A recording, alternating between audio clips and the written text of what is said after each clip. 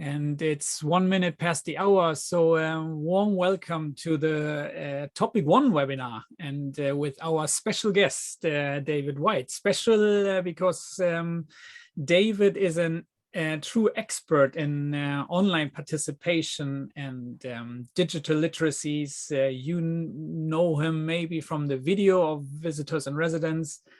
You might also know him as the head of digital education and academic practice at the University of Arts in London, if that's still your title, Dave.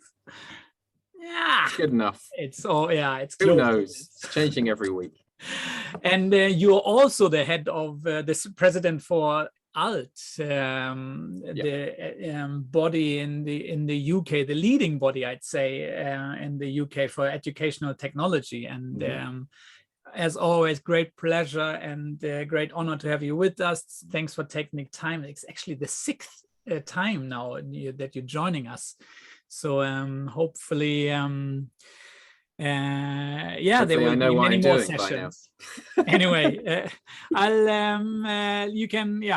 hand over the floor to you, Dave. Thanks again for being part of ONL, and take it away. Real, thank you. Cheers, and thank you for the invite. It's always nice to do this session, and it changes a little bit every time in reaction to, well, recent world events, if nothing else. I'm just going to do the little screen sharing shuffle. So let's do this. Normally I'm at home, or I got used to being at home and having 2 screens. So this is the slightly trickier way of doing it. Hopefully people can see my screen. Is that the case? Yeah, okay, good, brilliant. With Zoom, I get I'll leave the chat open as well. Just as soon as you share your screen, the buttons go from the bottom of the screen to the top of the screen. It's very exciting. So welcome everyone. Thank you for coming along. This is a really interesting course. If you even want to call it a course, and for me, it embodies the kind of purest version of what we mean by open educational practice. So it's a really interesting, it very much embodies its own philosophy. And so you can learn just as much by figuring out how the course is run as you can by doing the course itself. It might be one and the same thing. I'm gonna get started. I will keep an eye on the chat, definitely. And there are a couple of activities that we're going to do, the main one being the visitor residence mapping. So I'm going to go quite quickly so that we get to the activities. So just to frame things a little bit, I find this quote really useful about the scheme, and this is from 1997. This idea that the big grand scheme was just to connect everything to everything else. And you could, I don't even know how, in terms of the Internet of Things, I think there are crazy numbers around that, like 20, 40 billion things attached to the internet, and that we're all connected all the time. And you probably got 2 or 3 devices that are connected to the internet already. And so it sort of happened, certainly in perhaps the Northern Hemisphere, depends how you look at it. And that's, for me, this is, everything comes from this. Like, this had a massive effect on education, partly because it's a two-way street. So not only have we connected everything, but a lot of the devices that are connected allow us to publish into the network, if you like. And that's huge. Compare that with 50 years ago, where you'd have to own a printing press if you wanted to tell a lot of people something, or a television or a media company, right? It's huge. Just quickly as well, you know, the last couple of years, and it's certainly not over yet, is it's important to separate out our recent experiences of the digital environment because of COVID, and what the digital environment might mean and might be able to do for us. We have been in emergency mode. I'll keep this very short, but there is a really interesting thing happening at UAL where a lot of our staff are a little bit sick of teaching online. Fair enough, right? So when we say, oh, everybody come back to the buildings, then they're like, no, I really like the flexibility. So it's like, well, which one is it? So we've all got a bit of a love-hate relationship with digital at the moment, but the way we've been using it over the last 2 years may or may not be what it is capable of doing. I think emergency mode meant we replicated it. We largely, because it was an emergency, replicated our institution's approaches to teaching rather than necessarily responded to the affordances of the network. I could put it that way. And that's fair enough. You know, it's not criticism. Somewhere on YouTube, if you type desituated art school and it comes straight up because it's such a strange phrase. September 2020, I made this short 7-minute video kind of exploring what does it mean to be an art school, but also what does it mean to be a university if you've got little or no access to buildings. And it's a really interesting question to ask and explore. Okay, so the fascinating thing about the internet or the web, depending on how technical you're feeling, is that everybody has a kind of picture of it in their mind, sort of, and it's all different. The thing is, because it's virtual, we can't see it, and we don't necessarily share the same perception of it. Now, that's the same as a city or a building. We've all got different mental models of things, but it's really extreme with the web. So this is a great project. This is also from Kevin Kelly, actually, where he asked people to just do this, draw a map of the internet and indicate your home. And you get all kinds of really interesting responses. It's a fun thing to do with students, actually. It's a fun thing to do with anyone. And if this session was like 3 hours long, we'd do this as well. So this response to that question, I think of as the sort of computers and wires image, perfectly reasonable interpretation. This one is closer to my interpretation, just like a lot of squirrely stuff with some little stopping off points in, maybe. It's beautifully open to interpretation. Oh, I've gone one too far. I can't go backwards. Yes, I can. So this one here, it is almost like there's just vast amount of information and it's being kind of siphoned through the bottleneck of your laptop. I don't know, but you know, again, very different. And this one, it's just a bunch of people, happy people in this case. So this is my point when it comes to teaching and online teaching, is that we all have completely different ideas, completely different perceptions of the space that teaching is taking place in and what the point of that environment is. So it could be, you know, my perception is just lots of computers connected together. You know, it's like a physical infrastructure, or my perception might be it's tons of information, or my perception might be it's just lots of people being connected. Whoever you're teaching, you will have this range of views, which is why it's a fun thing to do.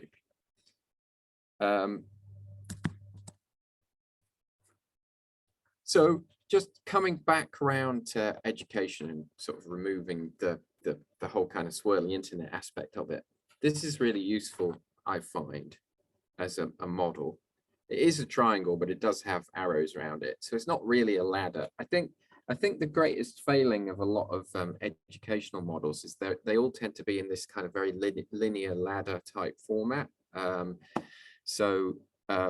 get that with Bloom's taxonomy.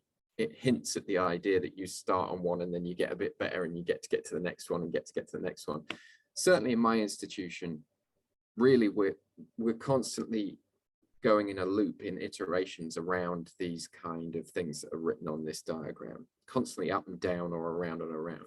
Now, I talk about the top of this triangle a lot, but I just like to show this diagram because I want to acknowledge that there is no top of the diagram without the bottom of the diagram, right?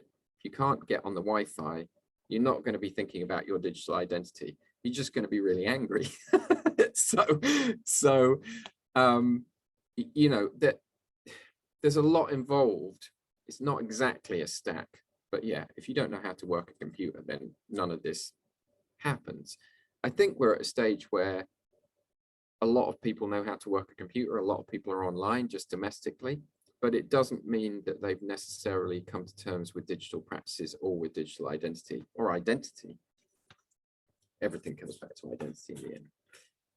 And on that, we have this idea of digital natives. So this was Mark Krinsky in 2000 came up with this idea of digital natives and digital immigrants. But rather than speak to it, what I'd like to do is, if we can, is flip to the whiteboard, and I just want to ask you guys what understanding of digital native is. You know, no wrong answers, no right answers. It's just useful to kind of pick it apart or to think about it. How do we get to a whiteboard from here? Share your screen again. Well, I'll do it. Yes, you can do it. And I'll go share to your screen whiteboard. and then under advanced, and you should be having a whiteboard. Right, I have okay. my colleague Marcus. Can everybody see the whiteboard? Yeah. Okay. So I don't know, you should have a little sort of tool panel there, and you can pick the text one and just type your answer to, you know, what do you think the term digital native means? We'll just spend a couple of minutes kind of tapping out answers to that. If you're feeling brave, you can use the draw tool and try and handwrite your answer, and that always looks brilliant. Hey, somebody is. Oh.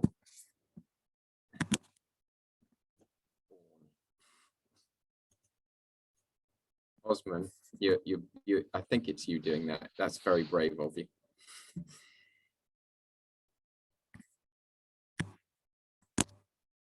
Now, while you're doing this, it's useful to reflect on the difference between this and just typing it into the text chat. In content terms, it's exactly the same, but there's something about the messiness of the whiteboard that makes the whole thing a little bit more human. So I'm a big fan of like digital mess, which is why I like the hand-drawn stuff and the adding emojis and all the rest of it and stuff all over the show. And once you've done a whiteboard exercise like this, then you kind of feel like you're in a room with other people. Memes. Okay, so exclusivity is an interesting one. And the little face, thanks for that. Yeah, there's loads coming up now. These are all great. So the theme here, and so generally speaking, a kind of standard interpretation of digital native was somebody who's grown up with digital technology around them, and so they're comfortable with it because it was just there in their world as they grew up. Now somebody's written language, which is actually, when you look into it closely, and I guess I might have mentioned this in the video, yeah, it's that idea of it's a bit like the difference between your first language and a second language, for example. So you might be fluent in a second language, but you'll never be quite as fluent as in your first language. Brilliant. Okay. I'm gonna go. I love the answer memes. I mean, if that isn't a generation splitter, I don't know what is. Comfort with the digital world as well is interesting. Often relatively young. Well, that's an interesting, that's a troublesome area, isn't it? Okay, yeah, don't draw while you're driving, but I guess you're just in a car and not driving. Yeah, so I think that's good. That's in the text chat from Osman. I think that's fair. So what it means is, actually, technically, digital natives, as described by Mark Princely, aren't young at all. They're probably in the 40s now, or getting there, getting towards their 40s. Anyway, I'm going to stop sharing this, and I'm going to share my slides again. What does that mean? Does that mean they've gone back to the start? Probably does, doesn't it? Thanks for that. It's nice to see people interacting like that. So, wow, that's sort of layered over the top for me. That's exciting. As I mentioned in the video, I think that digital immigrants and natives is kind of fine to get this whole area started, and it became very popular. It's more of a metaphor of language. The most tidy way I've seen it critiqued, other than its kind of generational thinking, which any generational thinking is dangerous, because it's not like, I don't know. I had this interesting experience because there's this sense that you can imagine a whole load of 18 to 21-year-olds and say, well, you're a bit like this, okay? try that with a room full of 45 to 50-year-olds. They don't like it. You know, oh, you're 45 to 50. That means you're a bit like this. So there's something really wrong about characterizing a whole chunk of people just based on their age. I did it once at a library conference, and it did cause a bit of like, well, you're old middle-aged, so this is what you like. I was probably right about some of it. They love books. So I'm joking. I know that librarianship is much broader than that. So this is, I'm getting away from myself here. Digital native. This idea of, somebody said this to me, I think it was Tabitha Newman, I can't remember, but it was, we confuse ownership with capability. And I think that's the really dangerous trap with digital natives is, you know, we see our students with all the fancy tech because, and this might be age related, you know, a new platform comes along so the young people tend to get into it, but not because they're young, it's because they want to be in a different space to their parents. That's why they're joining TikTok, not Facebook or whatever it might be. So they want to assert their identity as new. And so we go, oh, TikTok's a bit mad, that they must be super fluent with the technology. Well, no, they're just good at watching hundreds of tiny little short videos of people dancing, right? So nevertheless, we predicated a lot of higher education strategy over the last 10, 15 years on this, you know, fundamental assumption that young people are good with technology without really unpicking what that might have meant. And if you think about my triangle diagram, you know, whilst a certain group of people might be good in terms of access and skills, potentially some skills, in terms of practices and identity, they're no further ahead than anybody else. Okay, so, I've forgotten this slide was in here. This is just me arguing with Mark Prensky a few years ago on stage, and I got so frustrated. As soon as the session finished, I just had to leave for the airport. It was a really frustrating, anyway, there's a video of that somewhere. So what we're going to do now is just go into the visitor and resident mapping portion of this. So in a second, I'm going to ask you to draw your maps. If you watch the video, then you'll know what this is about, but I'm going to run through it very quickly. So much for flipped, eh? The thing about flipped is you can never assume that everybody's looked at the flipped stuff, so you sort of have to do it anyway. I mean, theoretically, traditional lectures are flipped because everybody's done the reading beforehand, right? Anyway, I'm being very sarcastic today, which is a very British habit, so I apologize. It must be because I'm in this tiny little super hot cubicle room at work. So we're going to make our maps. If you've got pen and paper handy, then that's great. You can do you can do it digitally as well, or whatever you're comfortable with. I'll just run through it really quickly. This is something that people do all around the world. You can do it with groups of staff. You can do it with groups of students. You can do it, you know, it's a relatively simple process.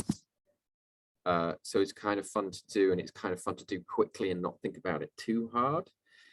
Just to explain the continuum very briefly, it's a sort of, it was a response to the natives and immigrants idea. So I have got Mark Prensky to thank for that. But the idea is it's a continuum. You're not trying to type people. You're not trying to say you're a visitor, you're a resident. It's about motivation to engage. So it's what mode are you in when you're operating online. If I just describe one end of the continuum and then the other, then that's the easiest way to go through it. But in visitor mode, you're almost imagining the web like a set of tools to try and get something useful done. You've already decided what you need to achieve, and you go online and you do that thing, and then you step away. Significantly, you don't leave a social trace. You might leave a data trace, well, you will leave a data trace, but there's no social trace on the surface of the web, if you like. Okay. So there's some examples on that slide there. Resident mode, you're actually sort of conceptualizing, not explicitly, but you know, implicitly conceptualizing the web as a series of places. And I think this was the really huge thing that shifted, I guess, soon after the turn of the century for a lot of people, was this idea that perhaps the web is a place. Perhaps it's where you go to connect with people and meet with people. And that's been happening since, you know, chat groups in the mid-90s. But as soon as the web became a bit more visual and you could post pictures, and then as soon as you got into virtual worlds and stuff, it was easier to conceptualize it as a place. But I'd argue, for example, once you've got 3 or 4 people chatting in Twitter, then Twitter becomes a place, because your motivation to be there is to be co-present with others in all sorts of different ways. And so you do leave a social trace, and that's quite a big deal in terms of the difference between the modes. These days, especially with the pandemic, people are kind of comfortable with leaving a trace, and with this idea of the web as a place. You know, round about 2006, that was quite a strange idea. So that's the either end of the continuum. In the middle, we have this big patch of stuff that's really important, which is you're going online in resident mode, but you're not doing it in a completely open way. You're part of a community or a group that you know the edges of.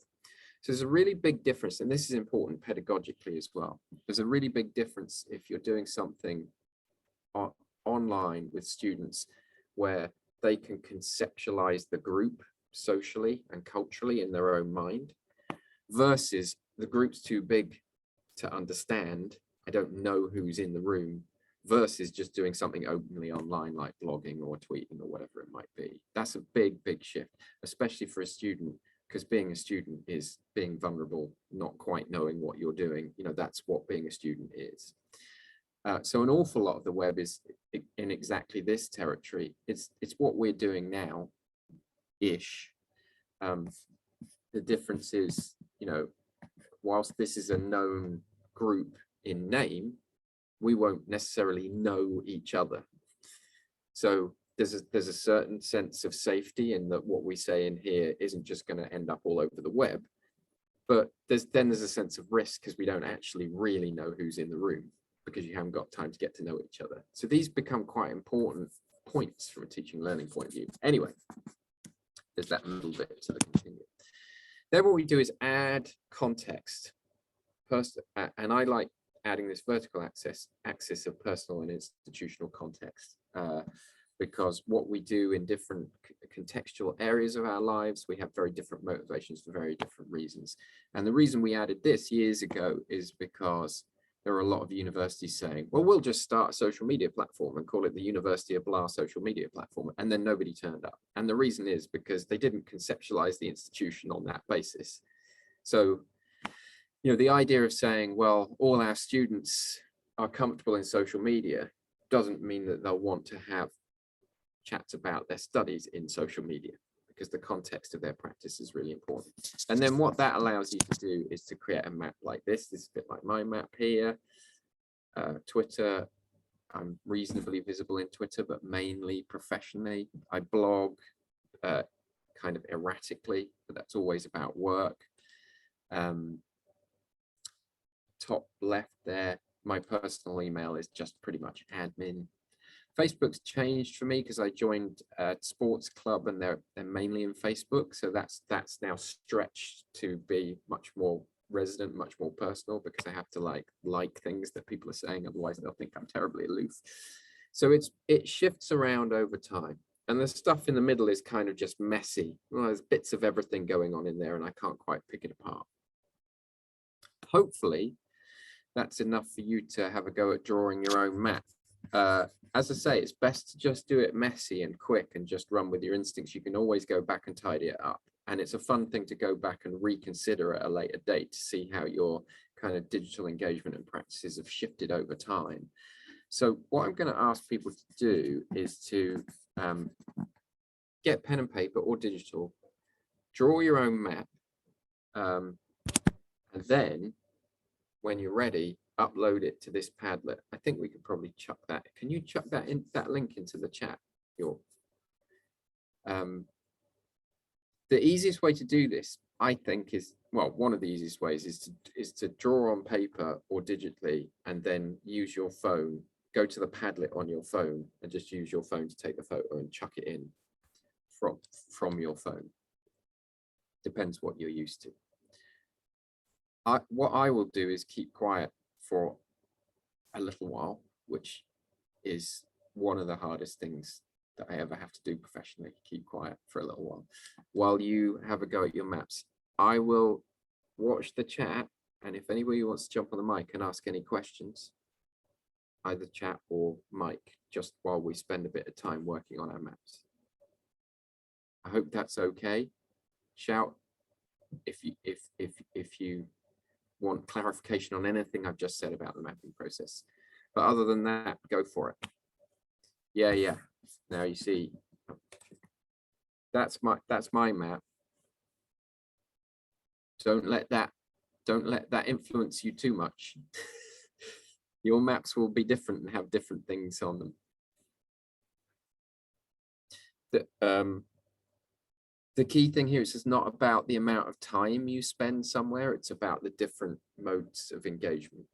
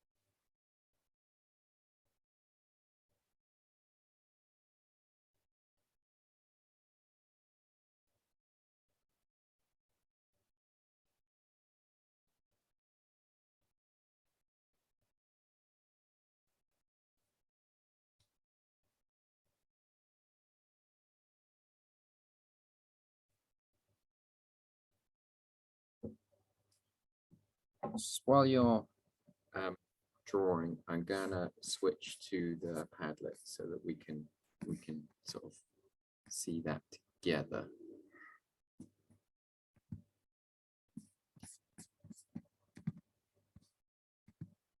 That screen.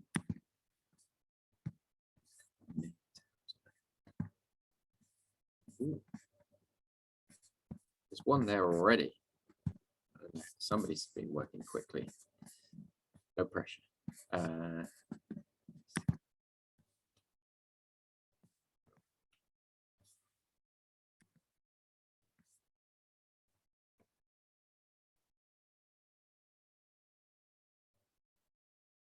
think the most amazing thing is that people have pen and paper readily available.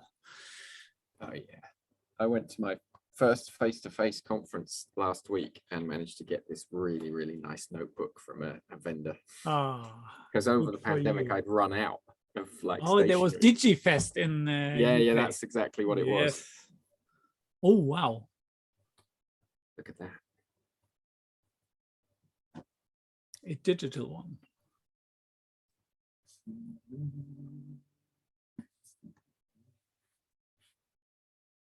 So good. Drawings are coming in.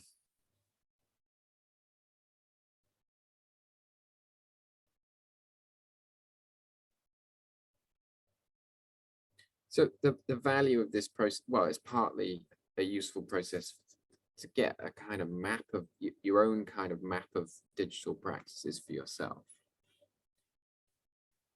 Part of the real value of it is sort of seeing other people's maps and having a chat about it. Because you'll find that people's practices in the same platforms can be very different. Which would explain why if you're in a group and trying to collaborate, you say, I don't know, yet let's use Google Docs. That means completely different things to different people because there's loads of assumptions around what the point of Google Docs is and what good practice is and blah, blah, blah. So you have to have that discussion every time because we've not culturally negotiated what practice means in any of these spaces. And we probably shouldn't. It probably should always be pretty fluid.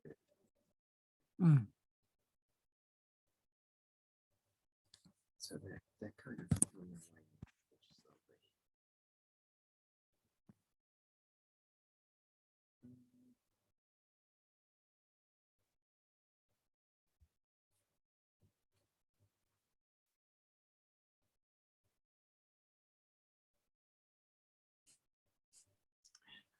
I tried to click on your shared screen and to open up the drawings, but this is Well, you will can, not you be can- working. Yeah, no, but you can go to Padlet.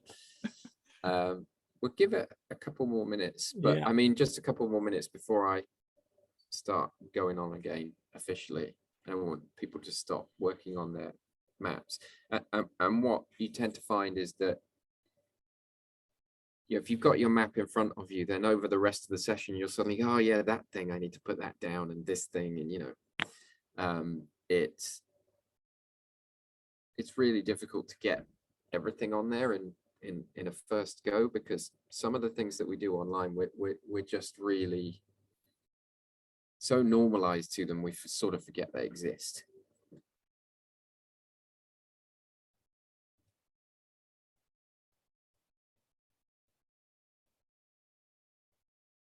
But this is great. This is great to see these maps appearing.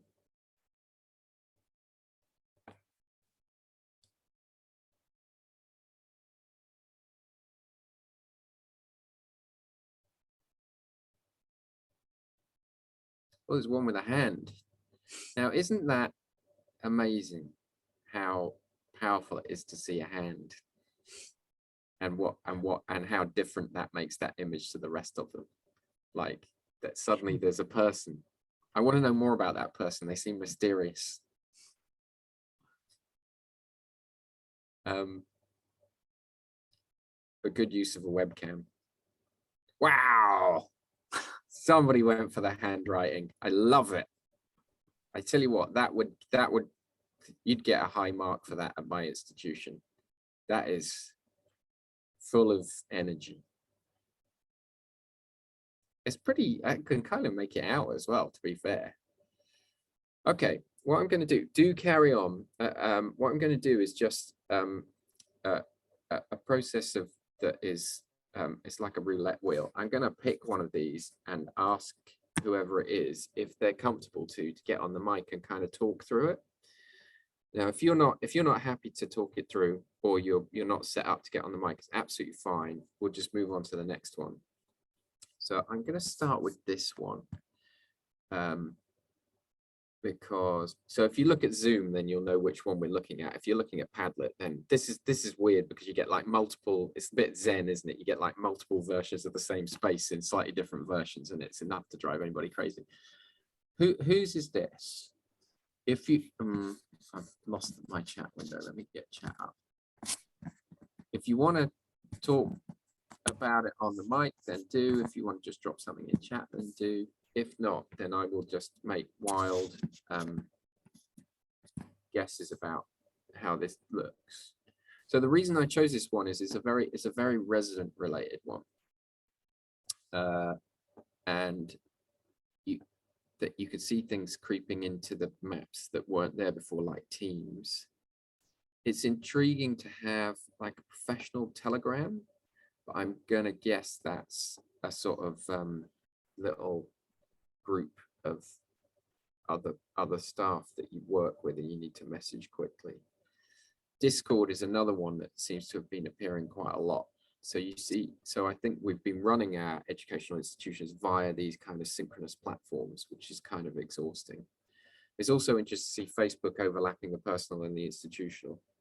So whoever this is, and it's fine if you didn't want to speak to it, it's somebody who is quite happy to kind of get online and go, what's happening? Some of it's going to be professional, some of it's going to be personal. It's a bit mixed up, and they're obviously really quite present professionally in quite a synchronous way.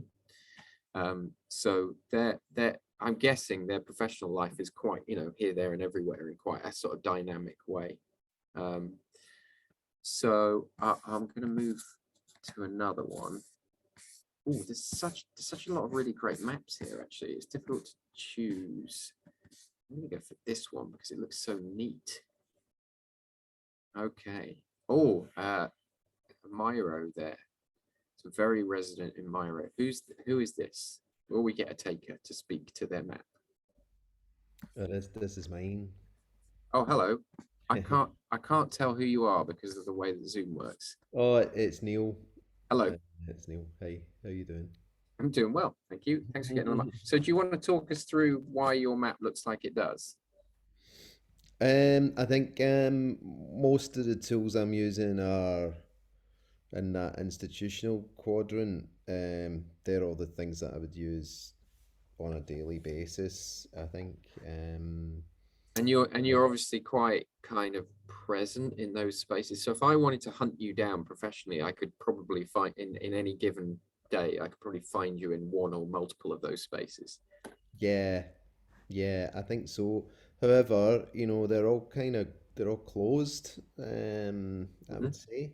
Mhm. The ones that are in that light blue color, all of them actually, they're all closed. So you would probably struggle to find me if you were If I didn't already know you.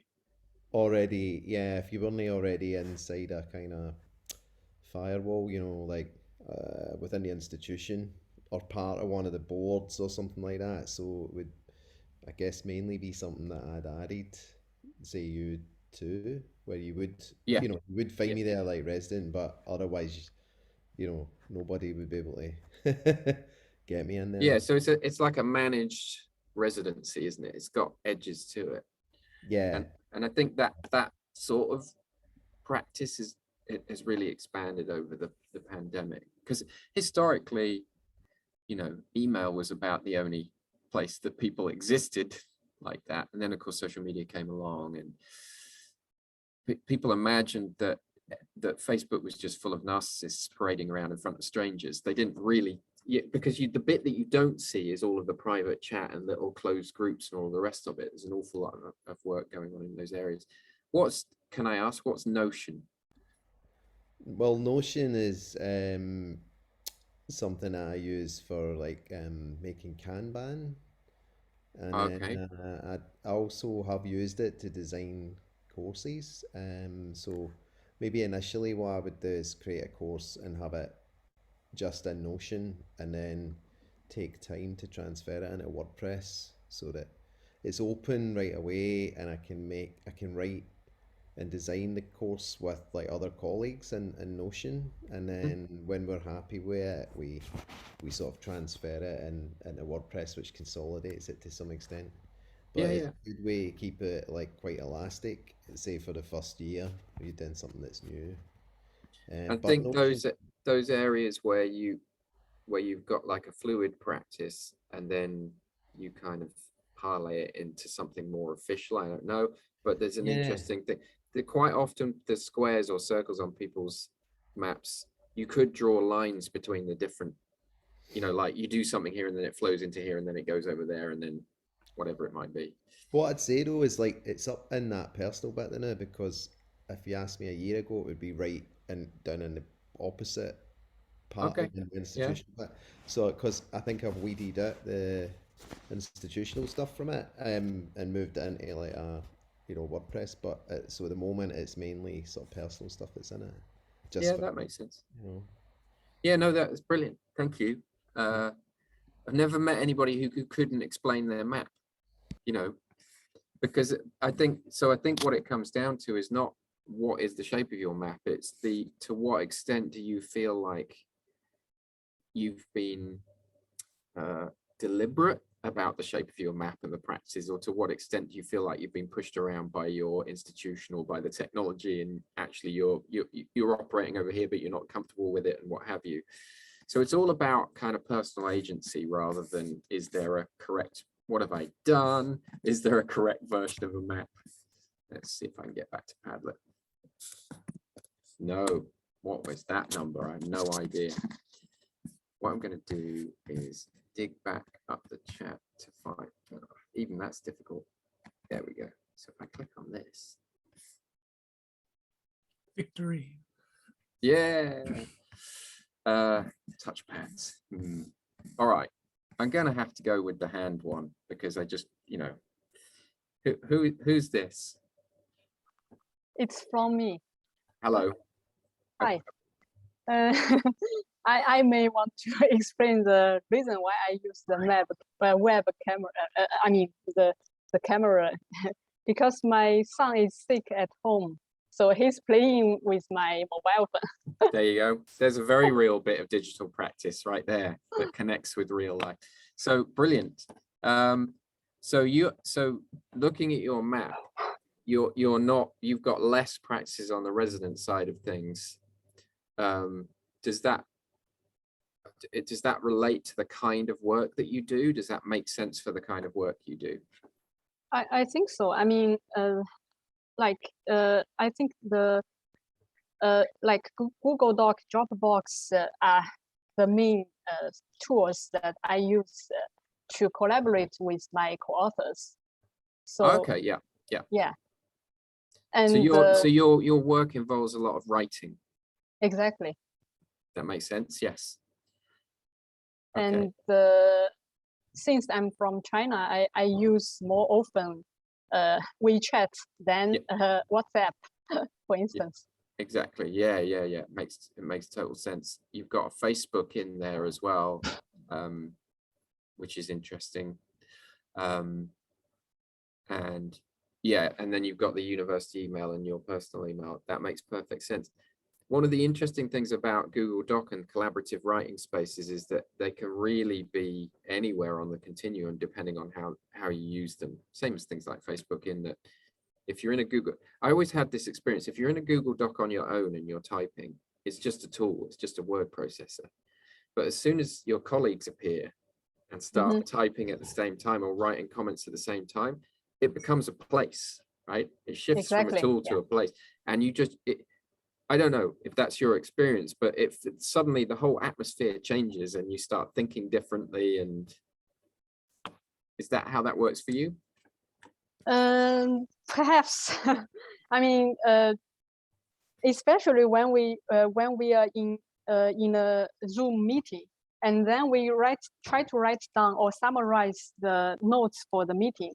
Then we will do like at the same time we open this Google Doc, and when someone puts some notes, then we add another.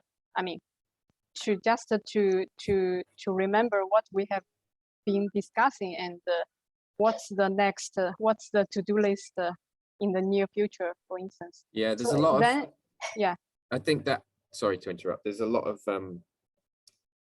I think that kind of being in a Zoom meeting or a Teams meeting whilst you're all also working in another space, which is kind of what we're doing at Padlet here. I think that's a really powerful way of working that a lot of people have got used to over the pandemic that perhaps we didn't do quite so much before. Yeah, brilliant. Thank you for that.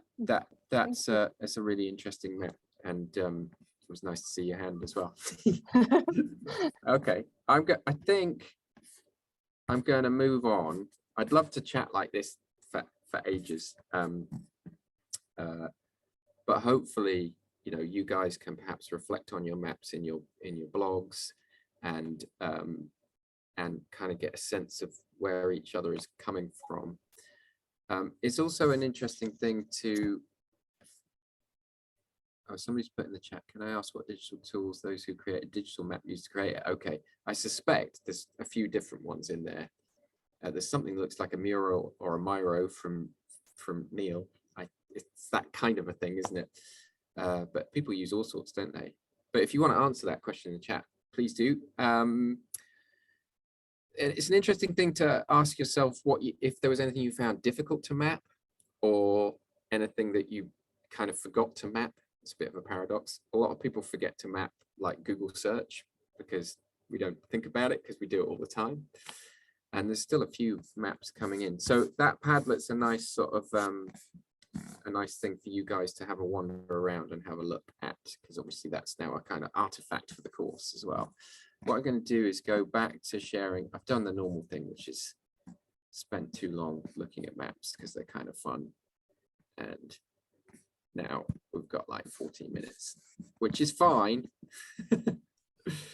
Brilliant. Thanks for engaging with that discussion. We did that, right? So that's good, because that's a big slide. So just to kind of explore, perhaps in a sort of quasi semi-theoretical way. I think if we think about that Kevin Kelly quote at the start about everything being connected, what's happened is this enormous hyper-connected network has appeared that connects people and places and things and ideas and politics and ideology. So we've moved from a world that was very hierarchical in terms of how we organized it to a more networked world. But you could argue that a lot of education still works on a hierarchical principle. Okay. And so actually we're still in the process of figuring out, well, what does a networked education look like? And it's not that one is better than the other, right? You need hierarchy and structure. You know, people want to walk out with a qualification. They want to know that they've learned certain things. It depends on the subject area. But what I'm interested in is not going, well, which one's better, but I'm looking for a sweet spot between the two. Generally speaking, it's a useful thing, useful little test you can do. If something contentious is happening at your institution, it's usually because it's a fight between sort of networked ways of thinking and hierarchical ways of thinking. And universities have that writ large. They have that a lot. In theoretical terms, you can think of, in terms of educational theory, the hierarchical is like constructivism, and the networked is like social constructivism or connectivism. I'm not going to go into those in detail. You can Google as you wish. On a previous run of ONL, somebody put this into their blog post, which I think is a really good way of thinking about it. Is that if you have an open course that has a network philosophy, then the people within the course and the connections that they build between themselves becomes the course. So it's not then, so it's this shift away from content, this idea that a course is content. A course is the community of people that are doing the course, and the content might help feed discussions, but content is not fundamental to it. It's a really difficult thing to encourage an educational institution to come to this understanding of education. So even at my institution, there's a lot of focus on what content are we making for online learning, and I'm like, that's the least important bit. And also there's a lot of focus on how do we make sure we hold on to that content and don't give it away and don't lose the intellectual property or copyright of it. And I'm like, well, we just give it all away because it's not actually fundamentally the important part, right? But you know, that's a big shift. So let's have a look at some maps. Just going to go through these very quickly because there's some stuff later on that I just want to round up with. It doesn't matter how full or empty a map is. That's not the point. It's about being able to get a sense of your own digital practices. This came with a note where the student said, I think social media is just full of people trying to sell me things that steal my data. Fair enough, right? An empty map doesn't mean an unsuccessful student. Quite often, an empty map means somebody who's really thought about it and decided in very particular ways what they're going to engage with. So unlike the natives and immigrants idea, the point about visitor and residents is not based on technical skill. I think one of the problems with the natives and immigrants idea is it gives you this sense that the reason that you're not engaging digitally is because you're too stupid. And that is definitely not the case. It's because you've chosen not to, or because you can't see the point of it. So you get maps that are more visitory. You get maps, like some of the ones we've just seen, where they're kind of they've got dual identities. You know, so if you look at Skype there, they've got one Skype identity for personal, one for institutional. It's kind of a disassembled or a compartmentalized way of handling stuff. This one's great, just a lump in the middle. This was a very young person. And so my view of this was that they didn't have a personal and what they wrote, industrial. They didn't have a personal or an institutional identity that was separate yet. They were just them and they just did stuff, which was kind of refreshing. People start annotating SharePoint. Nobody likes SharePoint. Different colors for different aspects of their lives. So this person had different identities. They had their professional identity and they had an identity because they ran a dojo. So that's how they handled that. This person had a lot of different identities, and then just like fun visual interpretation. Great fun, right? I think it's quite good. You know, the reality of people's maps and practices is very blurry and overlapping. And I haven't got it in this slide deck, but somebody did one with watercolors where everything just blended. And I thought that was a really useful visual interpretation of the reality. Okay, so what? You've got your map. Well, part of the so what is, as I say, kind of getting a sense of your own practices and where you want to head with them. But also it's the conversation between people. It kind of puts it makes a lot of stuff visible that is normally completely tacit. And then you can go, wait a minute, why have you got at the institutional VLE over here when it should be over there? And you could go, what do you mean it should be over there? And you can have that discussion. Did do a study a few years ago with 18 different higher education institutions, about 400 maps. And then I kind of number crunched them based on which quadrants were filled. I think even though this was in 2016, 17, I think even now that will have shifted massively. It's unusual to find somebody that doesn't have something in all the quadrants now. The important thing here, if you look bottom left, was that once you normalize the data, the distribution of people that had a map with something in all quadrants across age was utterly even. So this was my kind of statistical evidence-based way of going, look, there is no such thing as a digital native or a digital immigrant. It's not based on age. It's totally based on what your job is, what you think you're trying to achieve, what, you know, and all of that. And then what you can do with the maps is add to them. So you can annotate, you can come up with your own method of kind of labeling them. So this was consumer creator, which I think is a really interesting way of thinking about it, consumer creator. I can never read that one, got lots of colors. And this person who insisted that they weren't a graphic designer. But the point is they put arrows, they've kind of put a direction of travel. And again, with arrows, this person, as we were discussing, has sort of connected together how the work flows through these different spaces and different practices is quite useful. And then this one's got a bit of everything. This one is one of my favorites because the pink area, the pink blob on the right hand side is aspirational. That's where they want to be, because they want it to be like a public digital academic. So that's another fun thing to do, especially with students, is actually where do you want to be present? And talking of presence, just to wrap up, I think this is something that's become really important over the pandemic. If you think about the visitor and residence idea, it's really a kind of a way of mapping forms of presence or absence in a constructive way. And most higher education, certainly in the UK, was based around this idea of contact hours, which is based around the assumption you're going to be in a building, and that's what contact means. That was pretty ironic during the pandemic when the term contact became quite controversial, obviously. But my suggestion was to think in terms of presence, sort of extending the visitor and residence idea. I found it quite useful in that if you design a course, whether it's a digital course or a residential course or a blended course, if you start with the concept of presence as a guiding design principle, then everything else starts to make sense. Like, where are we present and in what way? It's a useful idea, again, I've found, because it cuts across digital and physical spaces. So different modes of presence. There's so many different ways you could describe presence. And the really interesting one for me is ambient presence, which is what we really missed over the pandemic, which is I'm going to go and work in the library, but I'm not going to talk to anyone because I find that motivational, because I like being around people, because we're social animals, right? And that's why people go to the coffee shop and all the rest of it. And that's the one we've really missed. And that's the one we're not very good at online.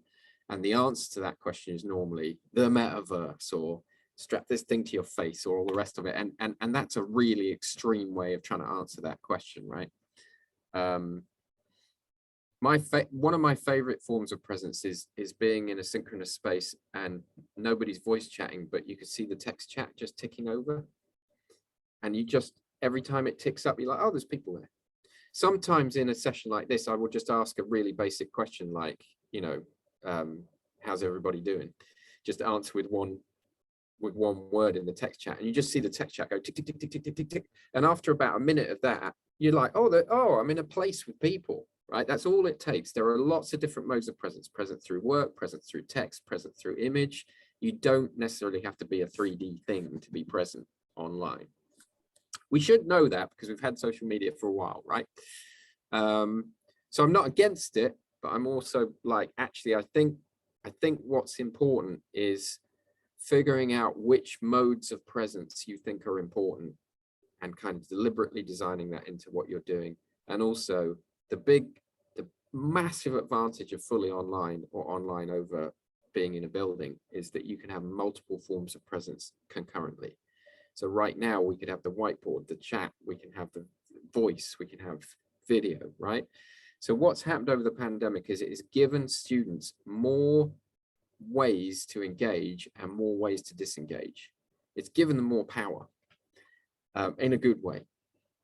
And what we shouldn't do is then try and sort of force students back into modes of presence that seem a bit like the ones that we used to do in the building. We should think more broadly than that. And then lastly, chuck this at you, last thing in the last couple of seconds, is this was the kind of model that I came up with when reflecting on all this through the pandemic. I really like the idea of pedagogy, i.e. our teaching and learning practices being about creating places through that practice. So you can be in any number of different digital platforms and they can feel alienating or like a place where other people are co-present, very much based on your approach to teaching and the structure of the teaching session. So this session, bit of both, right? When we're scrolling on the whiteboard, oh, it's a place. When you see the maps appearing in Padlet, feels a bit like a place. When we're chatting about the maps, feels a bit like a place. When I'm just talking like this, might as well be a YouTube video, feels much less like a place, right? So, I think it's an interesting exercise to sort of design a piece of teaching and learning with these as headline principles rather than how do I get through this material. Now, I suspect that most of you here are, not fundamentally starting from how do I get through this material, otherwise you wouldn't have signed up to the course. But nevertheless, it's an easy trap to fall into, isn't it? Curriculum's really greedy. The amount of content we need to get to always expands to fill all available time. And a colleague of mine came up with this brilliant phrase, which was content as self-protection.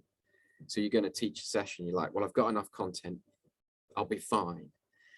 Because actually, going, hey, I don't know, what do you think? Or asking people to write their maps and all the rest of it, it puts you in a slightly vulnerable position as an educator. You can't guarantee how it's going to go. So what we've seen over the pandemic is people create more and more and more and more content, which is exhausting for them. But actually, it's a kind of response to feeling in a slightly vulnerable situation. I think I'm out of time, but this is the last quote. I love this quote from George Siemens. It bookends the Kevin Kelly quote from the start. And I just love the idea that the point of a teacher is to be the arbiter of connections, to manage and facilitate connections. I think it's a really, really positive response to the sheer complexity of the networked environment. Let's not lock it down, but let's facilitate those connections and how they're made and what they mean. Okay, that's me. I did it. I was on time. Thanks so much, Dave. Just got a question here from Verily. If you just quickly. All right. Otherwise, I just want to I hope that you all can join us for the tweet check next Tuesday. I put it in the chat there as well. And Dave will be with us. We can discuss more in writing on Twitter if you're there as resident or as visitor. Okay, brilliant. Yeah, if you've got to wander off, then please do. But just to respond to Verily, I hope you're still here. But anyway, the easy way to explain that is that when you start your university course, you probably should be a different person to the person who leaves university. You will have become a different person. I think we all feel like that. We all hope that for our students. So to me, learning is best thought of not as knowledge acquisition or that free area idea of, you know, the banking model of education. We don't need that. We've got the technology, can remember all this stuff, right? For me, it's a process of becoming a different person, of changing identity. So our students, when they arrive here, that's Klein Osman. I loved it. But so certainly at the University of the Arts London, you know, people arrive and they want to be a graphic designer. They don't want to get good at graphic design. They want to become a graphic designer. Usually about halfway through their course, they realize they actually want to become something completely different and all of the rest of it, right? But the point is, learning as becoming is you are writing your own biography. You are changing as an individual through the learning process of becoming a different person, leaving the old version of you behind. It's a super kind of romantic and exciting idea about education, and I love it.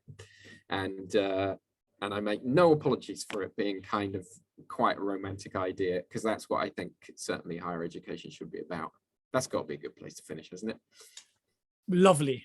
Thank you so much. Hope to see you all next week, and in the meantime on Twitter or in the different places where we can interact. Have fun in your PBL groups. And Dave, thanks again, and speak to you soon. Yes, thanks all. Cheers. Bye. Thanks.